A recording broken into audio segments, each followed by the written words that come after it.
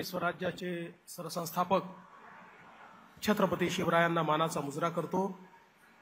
भारतीय राज्यघटनेचे शिल्पकार भारतरत्न डॉक्टर बाबासाहेब आंबेडकर यांना मानवंदना अर्पित करतो।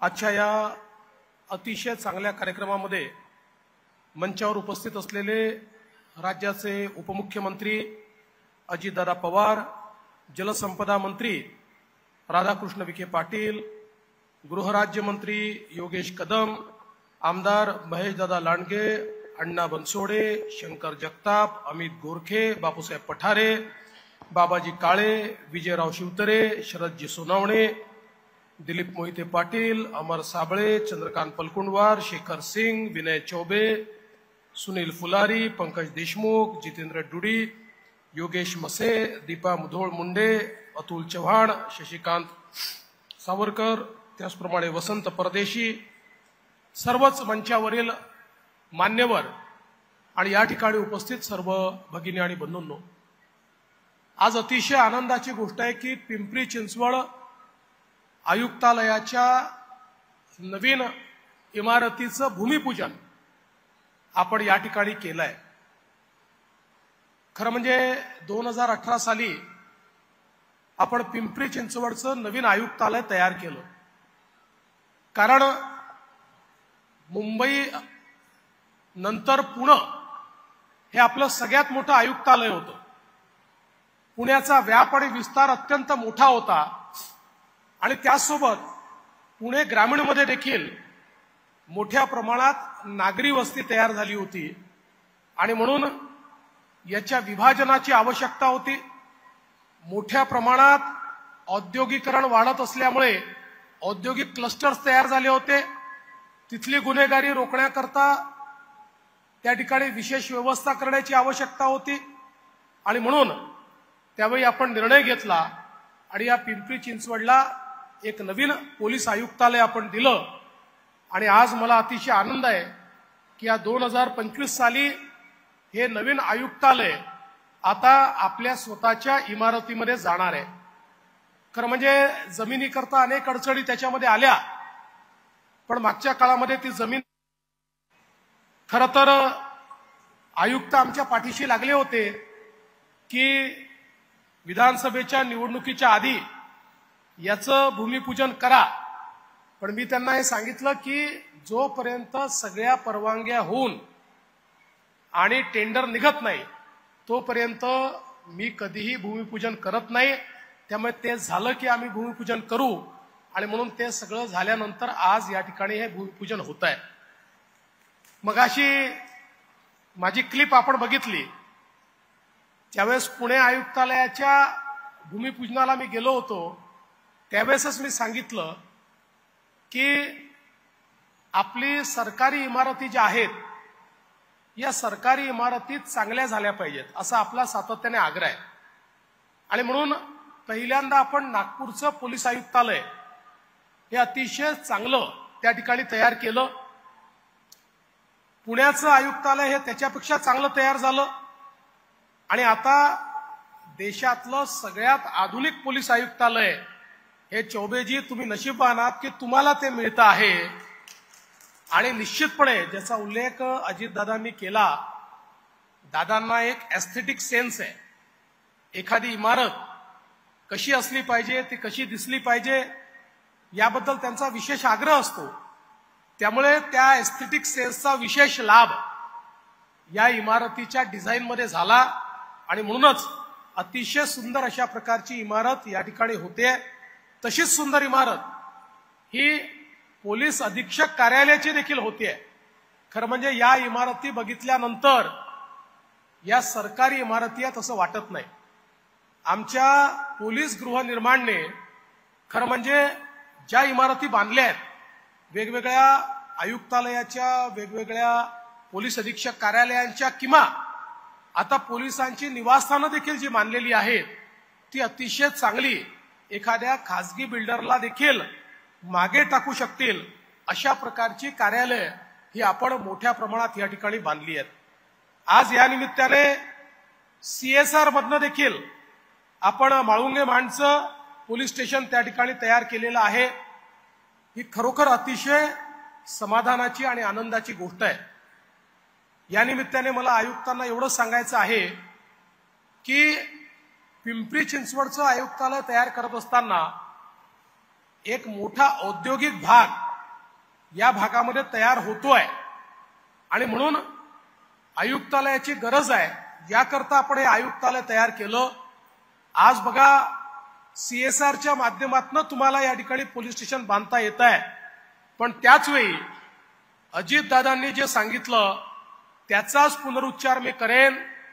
विशेषतः या पुण्याच्या भागामध्ये, म्हणजे हे तुम्ही पण लक्षात घेतलं पाहिजे आणि हे एसपींनी लक्षात घेतलं पाहिजे, या पुण्याच्या भागामध्ये मधून आम्हाला इंडस्ट्रीकडनं तक्रार येते की आम्हाला त्रास दिला जातोय, आम्हाला ब्लॅकमेल केलं जात आहे, आमच्याकडनं वसुली केली जाते। हे काहीही झालं तरी खपवून घ्यायचं नाही आणि मी तुम्हाला आज ऑथराईज करतोय, कारण यातले काही वेगवेगळ्या पक्षाचे लोक असतील, आमचे असतील, दादांचे असतील, शिंदे साहेबांचे असतील, पण कुठल्याही पक्षाचे लोक असले तरी या बाबतीत कुठलंही कॉम्प्रोमाइज करायचं नाही। जर इंडस्ट्रीला कोणी त्रास देत असेल तर त्याच्यावर मोकासारखीच कारवाई करायची, खालची कारवाई करायचीच नाही। काही झालं तरी उद्योगाला त्रास हा महाराष्ट्रामध्ये होऊ नये। आज हा जो पुण्याचा भाग आहे हा खऱ्या अर्थानं आपलं मॅन्युफॅक्चरिंग कॅपिटल आहे। महाराष्ट्राचं मॅन्युफॅक्चरिंग कॅपिटल हे आमचा पुणे जिल्हा आहे, टेक्नॉलॉजीचं कॅपिटल आमचा पुणे जिल्हा आहे। आणि आता जगभरातल्या लोकांशी आम्ही इंटरॅक्ट करतोय त्यावेळी खूप मोठ्या प्रमाणात आपल्याकडे गुंतवणूक येते। आजच दादांनी सांगितलं तसं 2 फॅक्टरीचं, एकाचं उद्घाटन एकाचं भूमिपूजन आम्ही करतो। इतक्या मोठ्या प्रमाणात गुंतवणूक येते, या गुंतवणुकीला पोषक वातावरण ठेवणं ही आपली आवश्यकता आहे आणि निश्चितपणे मला विश्वास आहे की तुम्ही ते काम पूर्ण कराल। यासोबत आज मला याही गोष्टीचा आनंद आहे की पिंपरी चिंचवड महानगरपालिकेने देखील काही महत्त्वाचे प्रकल्प हातामध्ये घेतलेले आहेत। सगळ्या प्रकल्पाचा मी उल्लेख करणार नाही, पण 2 प्रकल्पांचा निश्चितपणे उल्लेख करेन। एक तर फायर स्टेशनचं संकुल तुम्ही जे घेतलेलं आहे ते का महत्त्वाचं आहे, तर आपल्याला कल्पना असेल आता कॅलिफोर्नियाला सगळ्यात मोठी आग लागली होती आणि अमेरिकेसारख्या देशामध्ये आग लागल्यानंतर फायर ब्रिगेडकडे दुर्लक्ष केल्यामुळे फायर ब्रिगेडमधनं पाणी जात नव्हतं, त्या ठिकाणी बादलीने पाणी टाकावं लागत होतं, गाड्या चालत नव्हत्या। त्यामुळे आपल्यापैकी अनेकांना असं वाटतं आग एकदाच लागते, पण तयारी वर्षभर ठेवावी लागते आणि म्हणून हे अतिशय चांगलं फायर स्टेशन तुम्ही सुरू केलेलं आहे। आपल्या आयुक्तालयाच्या कानाकोपऱ्यामध्ये याच्यामध्ये कुठलंही कॉम्प्रोमाइज करू नका। अनेक वेळा याच्या आरक्षित जागा दुसऱ्या कोणाला तरी चालल्या जातात, लोकांना वाटतं याची आवश्यकता नाही आहे, आरक्षण काढून टाकलं जातं। ते न करता आवश्यक तेवढी फायरची सिस्टीम ही योग्य प्रकारे या ठिकाणी तयार झाली पाहिजे। दुसरं, तुम्ही डेटा हबचा जो कार्यक्रम हातामध्ये घेतलाय तो अतिशय चांगला आहे। याच्यामुळे सिटीजन सेंट्रिक अशा प्रकारचं जे आपल्याला या ठिकाणी प्रशासन चालवायचं आहे, प्रशासनामध्ये लोकाभिमुखता आणायची आहे, प्रशासनामध्ये पारदर्शिता आणायची आहे आणि जनतेला उत्तरदायी अशा प्रकारचं जे प्रशासन तयार करायचं आहे ते प्रशासन यातनं आपल्याला निश्चितपणे तयार करता येईल। आणि तिसरी महत्वाची गोष्ट जी तुम्ही केली आहे, जी तुम्ही AIच्या माध्यमातून होर्डिंग ची पॉलिसी आणलेली आहे की ज्याच्यामध्ये इल्लीगल होर्डिंग जे आहेत या संदर्भात AIचा वापर करून आपल्याला त्याच्यावर लक्ष ठेवता येईल, ही अतिशय चांगली गोष्ट आहे। कारण महाराष्ट्रामध्ये इतक्या मोठ्या प्रमाणात इल्लीगल होर्डिंग लागतात आणि सगळे राजकीय पक्ष ते होर्डिंग लावतात, त्यामुळे तुमच्या पिंपरी चिंचवडच्या एरियामध्ये कुठे माझं इल्लीगल होर्डिंग लागलं, इतर कोणाचं काढायच्या ऐवजी सगळ्यात पहिले माझं काढा, म्हणजे मग इतरांचं देखील तुम्हाला काढायला काही अडचण राहणार नाही। आणि ज्याला होर्डिंग लावायचं आहे त्यांनी जे लीगल होर्डिंग आहे त्याच ठिकाणी होर्डिंग लावलं पाहिजे। आतापर्यंत तुमच्याकडे मॉनिटरिंग कठीण होतं, पण तुम्ही इतकी चांगली एआयची पॉलिसी आणलेली आहे, त्यामुळे त्या पॉलिसीचा अवलंब करून या ठिकाणी आपलं होर्डिंग हे त्या लीगल जागीच लागलं पाहिजे, अशा प्रकारचा प्रयत्न हा आपण निश्चितपणे केला पाहिजे. दोन महत्वाचे विषय दादांनी या ठिकाणी मांडले. एक तर जी काही जागा गृह विभागाकडे आलेली आहे, तर मी सीपींनाही विचारलं, त्यांना 20 हेक्टरच्या वर म्हणजे 50 एकराच्या वर जागेची आवश्यकता नाहीये, त्यामुळे त्या संदर्भातली एक बैठक महापालिकेला बोलवून आपण घेऊ आणि त्या उरलेल्या जागेचा जो काही विनियोग करायचा आहे तो निश्चितपणे चांगल्या प्रकारे पिंपरी चिंचवडच्या लोकांकरता ज्या काही आवश्यक गोष्टी त्या ठिकाणी तयार करायच्या आहेत, आधुनिक शहर तयार करण्याकरता ज्या काही गोष्टी तयार करायच्या आहेत त्या ठिकाणी आपण निश्चितपणे तयार करू. दुसरा महत्वाचा विषय हा पुरंदर एअरपोर्टचा आहे. खरं म्हणजे ज्या दिवशी बापू तुम्ही निवडून आलात त्याच दिवशी मी सांगितलं की आता पुरंदर एअरपोर्ट होणार, आता ते काही थांबत नाही. आणि मी सांगतो पुरंदर एअरपोर्ट हे पुण्याच्या विकासाला 4 पटीनं पुढे नेणार आहे. आज पुण्याच्या विकासातला सगळ्यात मोठा बॉटलनेक काही असेल तर आमचं विमानतळ आहे. ते जरी नवीन टर्मिनल झालं, जरी आम्ही ते विकसित केलं, तरीही पुणे ही एअरफोर्सची महत्वाची सदन कमांड आहे. या ठिकाणी देशाच्या सुरक्षिततेकरता एअरफोर्सची ऍक्टिव्हिटी ही 365 दिवस चालवावीच लागते आणि त्याकरता एअर स्पेस बंद करून, धावपट्टी बंद करून मोठा काळ आपल्याला एअरफोर्सला हे एअरपोर्ट द्यावंच लागतं.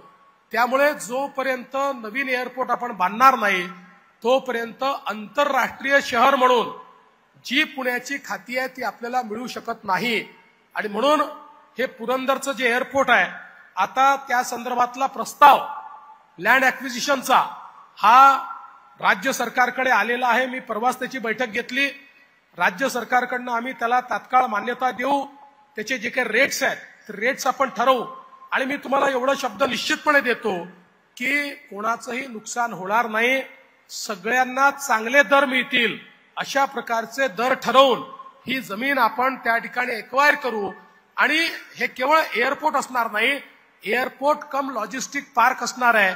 त्यामुळे पुण्यावरनं आज एवढं जे औद्योगिकरण झालंय, इम्पोर्ट आणि एक्सपोर्ट करता एक नवीन इकोसिस्टीम ही या एअरपोर्टच्या माध्यमातून सुरू होईल आणि इथल्या आमच्या तरुणाईच्या हाताला मोठ्या प्रमाणात रोजगार देण्याचं काम हे आपण करणार आहोत.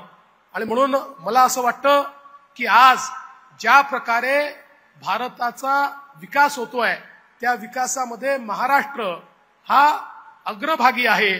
आणि या महाराष्ट्राकरता पुणे म्हणजे जेव्हा मी पुणे म्हणतो त्या संपूर्ण पीएमआरडीएचं क्षेत्र हे अत्यंत महत्वाचं आहे. हे क्षेत्र आपलं ग्रोथ इंजिन आहे. जसं एमएमआरडीएचं क्षेत्र हे ग्रोथ इंजिन आहे तसं पीएमआरडीएचं क्षेत्र ग्रोथ इंजिन आहे. आणि म्हणून या ठिकाणी अत्यंत वेगाने गुंतवणूक करून या क्षेत्राचा विकास कसा करता येईल हा प्रयत्न आपण सगळे मिळून करूया.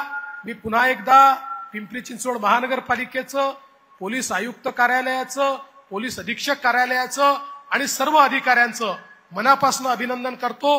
आणि या ठिकाणी मला हे भूमिपूजन करण्याची संधी तुम्ही दिली त्याबद्दल तुमचे आभार मानतो. अर्थातच याच्या उद्घाटनालाही दादा आणि मीच येणार आहोत हे पण तुम्हाला आधीच सांगून देतो. त्यामुळे लवकर बांधकाम पूर्ण करा आणि आम्हाला उद्घाटनाला बोलवा. त्यावेळेस शिंदे साहेबांना घेऊन येऊ, आज ते येऊ शकले नाही आहेत, त्यामुळे त्यांनाही त्यावेळेस घेऊन येऊ. एवढंच आपल्याला सांगतो आणि माझं बोलणं संपवतो. धन्यवाद. जय हिंद.